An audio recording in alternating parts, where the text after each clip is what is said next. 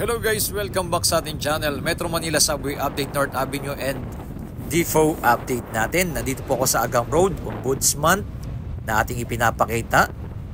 Yan, ito po yung ating drone shot na nakaraan. Ito po mismo dito. Yan, natatanaw na rin po natin mismo yung North Avenue Station ng Subway. Yan, no? Nakikita nyo mga nagtataas ang building dito sa area na to. Salamat sa isang mabuting pagkakataon na tayo muli nakapag-update. Yan, natatanaw din dyan yung Quezon Avenue Station ng Subway. Yan, sa bandang unahan, Abida Tower. Nakikita nyo yung mga building naman nagtataasan at napakalaki na po ng improvement dito mga kababayan.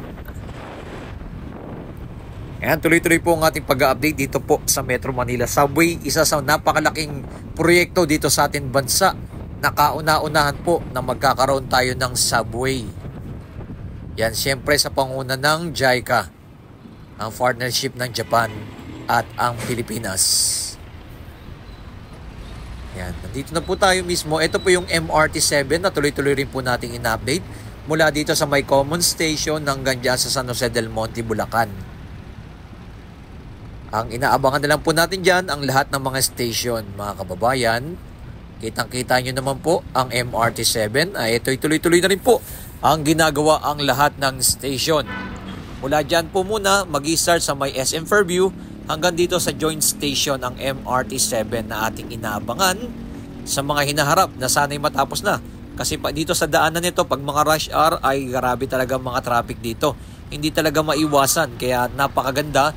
Pag natapos na po napakalaking tulong dahil umabot ng 300 to 800,000 passenger araw-araw ang may sasakay netong MRT-7. Ayan. Nandito po tayo sa may Veterans Hospital. Yan, may Gold Force dyan. Dami mga nagpa-practice yan mag-gold. At eto, dire-diretso, gawin po yan pag EDSA na po yan. Medyo okay naman po. Wala naman pong traffic ngayon na ating pinuntahan. Kaya tuloy-tuloy ang ating biyahe. And ito pong MRT-7 no, ay tuloy-tuloy na rin yan. At itong Metro Manila Subway, talagang hindi na po itong matihinto at tuloy-tuloy na rin po ang kanilang ginagawa. Ang Metro Manila Subway kasi napakalaking tulong po. Pag natapos po itong Metro Manila Subway, mula dyan sa may Valenzuela hanggang dyan po sa may NAIA Terminal T3 at Bikutan and Taguig. Ganyan po ang mangyayari. Ito pong Metro Manila Subway na ating inaabangan. Natuloy-tuloy po natin itong ina-update upang mabigyan kayo ng mga impormasyon at mga latest na kaganapan. Ayan, dito po nagkakaroon ng moderate traffic dyan kasi mayroon stoplight po dyan. Kaya okay naman po. Pero pag mga rush hour, grabe po talaga dito. Hanggang dulo-dulo dyan po sa may circle na po ang habi ng traffic. Kaya syempre, ganyan po talaga. Kaya inaasahan natin na matapos po itong MRT-7 na ating ipinapakita sa inyo. Tuloy-tuloy po ang ating pag-update dyan sa MRT-7, mga kababayan. Salamat sa ating mga viewers, subscriber na laging sumusuporta kay Skywalk TV. Shoutout po sa ating mga viewers and ating mga OFW na tuloy-tuloy nang sumusuporta sa atin. Ito natatanaw na rin po natin mismo. Ito po ang North Avenue Station ng Metro Manila Subway. Ayan o. Medyo malawak-lawak na rin po yan. Hindi po tayo kasi mapagpalipad ng drone kasi yung isang drone natin, yung Mini 4 natin, bumagsak dyan. Kaya eto, ground shot na lang po ang ating pinakakuha natin dito. Pero napapakita natin, gawa na rin po yung pinakailalim dyan at napuntahan na rin po yan. At napakita na rin po yung pinakaloob. Nakaready na rin po yan mga kababayan. Ayan, may dalawang boring machine na yan na dedirekta dyan papunta naman sa may Tandang Sora na ating ipinapakita mamaya-maya. Medyo malawak-lawak na rin po itong North Avenue Station mga kababayan. Yan ang ating inaabangan na sana sa mga mabilis na panahon matapos na po itong MRT-7 at Metro Manila Subway. Kasi yan na po ang nakikita natin ng mga proyekto dito sa NCR na tuloy-tuloy na po, no? Ang NLEX-SLEX connector, tuloy-tuloy na rin po yan. Ang North and South Commuters Railway, yung pinakamalalaking proyekto dito, at etong Metro Manila Subway na ating inaabangan. Yan. Nandito na po tayo sa may Mindanao Avenue. Maraming mga heavy equipment dito. Kasi itong kalsada rin po, gagawin po rin po kasi ito. Medyo pangit na rin yung mga kalsada dito na ating ipinapakita sa inyo. Wala pong cut tong video, no? Tuloy-tuloy na ating ipapakita mula dyan sa may Ugong Valenzuela, mga kababayan. Meron kasi tayong pinaka-drone shot dyan. Pero dito smooth naman yung daanan.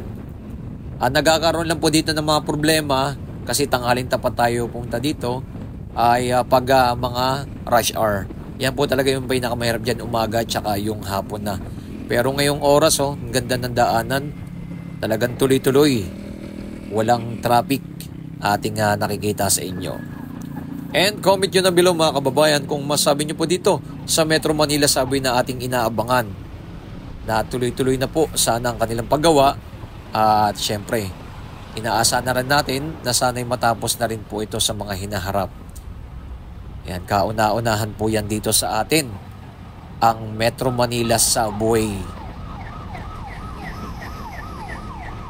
Yan, dito lang po magkakaroon talaga ito ng stoplight po kasi ito, crossing. Kaya dito nagkakaroon na po sila dito ng moderate traffic lang naman. Etong left side going po yan ng Muñoz, shortcut dyan. Etong right side papuntang Visayas Avenue. Yan, and kukonekta po yan sa may Quezon City Circle, mga kababayan. Eto dito, diretso tayo, papunta po tayo ng Valenzuela na ating ipapakita sa inyo yung mga pagbabago dito sa may Metro Manila Subway. Dahil ito'y tuloy-tuloy. Tuloy-tuloy yung kanilang pagtatrabaho. Monday to Sunday, yan. 24 hours ang kanilang ginagawa dito. Yan ang ating aasahan sa mga hinaharap. Pinapakita lang po natin yung mga progress po na kanilang ginagawa dito. Mula sa build, and build better more. Yan po ang tinutuloy ng mga proyekto dito sa ating bansa. Ito na po yung aking tinutukoy dito. Yan, paglagpas dyan sa may overpass, dito na po masisimulan itong Tandansora, mga kababayan. Ayan, napakalawak po dito, kabilaan side po yan, mga kababayan, kasi dito po kasi yung pasingawan po nila, kaya both side po yung kailangan na gawin. Pinaalis na po yung mga bahay dito. Yan, kabilaan yan. Makikita ninyo. Ganyan na po ang ating masisilayan. Kung kayo'y pupunta dito sa may Tandansora. Dito lang po yan sa may Mindanao Avenue. Yan, dire-diretso. Makikita ninyo. Both side na po yung kanilang ginagawa. Yan, yung mga bahay pa mga tatamaan. Pati mga fast food dyan, tatamaan din yan. Yung McDonald na building, giniba na rin po dyan. Dito po sa may Tandansora.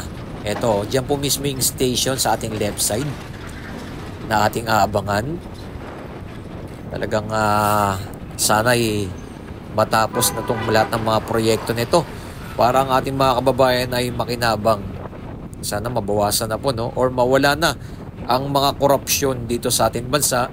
Natutukan po sana ang pag-unlad ng ating bansang Pilipinas. Siyempre, yung unang mga makikinabang dyan, yung ating mga kababayan at kaming mga motorista. Yan, halos sa ating mga kababayan makikinabang pag nagawa na ang lahat ng mga proyekto nito. Isa lang talaga ang solusyon dyan. Matanggal ang lahat ng korupsyon sa gobyerno at uunlad ang ating bansa. Yun lang naman po eh. Kaya nga po yung mga bansang mga maunlad na tayo na iiwanan na dahil nakapokus talaga sila sa kanilang pag-unlad ng kanilang bansa. Pero dito sa atin, ayan, nakikita nyo naman po sa mga social media, kabila-kabilaan ng mga korupsyon. Kaya dapat nang maitigil yan. Sana. Nandyan po kasi napakaraming pera. Kaya naiipit yung mga proyekto, nababawasan. Imbis na matapos ng proyekto ay nabibinbin at nadedelay dahil wala ng pondo. Dire-diretso po tayo dito sa may Mindanao Avenue at nandito na po tayo malapit sa may Quirino Station, mga kababayan.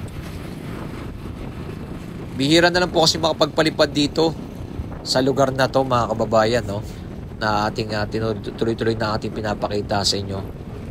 Ito naman po Quirino Station ay ginagawa na rin po yan. Malapit na po dyan mapunta, no, magduktong mismo. Kasi nakapag-hukay na po yung dalawang boring machine mula dyan po sa may Valenzuela hanggang dito na po sila sa may Quirino. Wala pa po tayong pinaka-latest update dyan kung nakarating na po. Kaya aabang-abangan na lang po tayo sa mga hinaharap mga kababayan na ito'y nagtutuloy-tuloy na ang project na ito na ating ipinapakita. Ito po sa inyo ang Quirino Station. Yan, dito tayo dadaan mismo sa may pinaka-underpass na po tayo. Dire-diretso na po yan. Papunta na po tayo sa may Valenzuela. Yan. Mas mabilis ka pag dito ka dadaan sa may pinakailalim. Dire-diretso na po yan. Makikita nyo sa bandang unahan. Yan. Pa Valenzuela na po tayo. Barangay Ugong, Valenzuela. Dire-diretso po yan na ating ipinapakita sa inyo.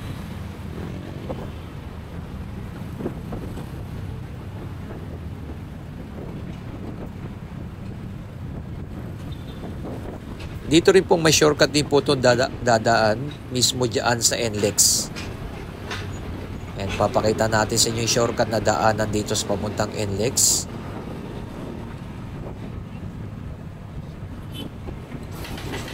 Pero tayo po dito, dire-diretso po tayo.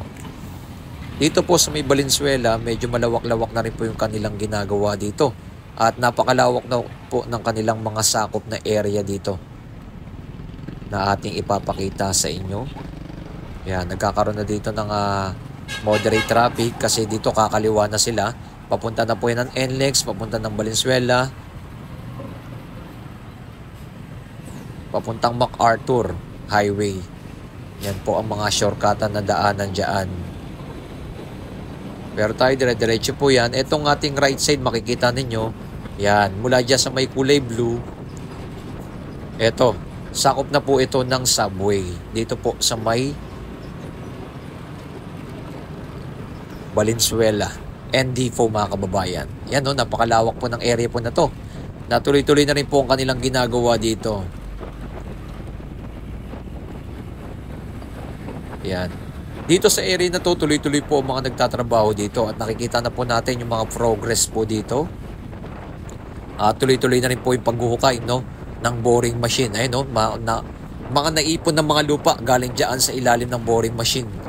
Kitang-kita nyo naman po ang kanilang ginagawa, no. Nakaipon na sila ng bundok-bundok ng mga lupa galing yan sa ilalim na ating nasaksiyan na tuloy-tuloy na po kanilang ginagawa dito. Okay, dito naman po, dire-diretso na po yan. Papunta na po yan dyan. Ito po yung station ng po ND4 mga kababayan. Ayan, natatanda po natin yung ginagawa na po yung building na mataas. Ito naman po yung ating pinaka-drone shot mga kababayan. Siyempre, kung may ground shot, meron tayong drone shot na ginagawa dito. At ito, makikita nyo po yung progress dito na kanilang ginagawa. Napakalawak po niyan, no? Ng Metro Manila Subway, Valenzuela, ND4. Ayan. Kitang-kita nyo na po, dyan po yung boring machine na dalawa. Tuloy-tuloy na po yan naghuhukay, mga kababayan. And muli po, maraming salamat sa ating mga viewers, subscriber na lagi nang sumusuporta kay Skywalk TV. And comment nyo na below kung ano po masasabi nyo po dito sa ating pinaka-latest update na ating pinapakita na tuloy-tuloy po na kanilang ginagawa. Yan. Na sana huwag mahinto itong proyekto na to dahil napakalaking tulong ito sa ating mga kababayan. Pag natapos na po ang project na to, mula Valenzuela hanggang dyan po mismo sa may NAIA Terminal 3 connect na po mga kababayan. Muli po, ito pong muli si Skywalk TV. Ito ang ating pinaka-latest update dito po sa Metro Manila Subway o Mega Subway na ating inaabangan dito sa ating bansang Pilipinas. Keep safe palagi and God bless. Ito pong muli, si Skywalk TV. Mabuhay ang ating bansang Pilipinas.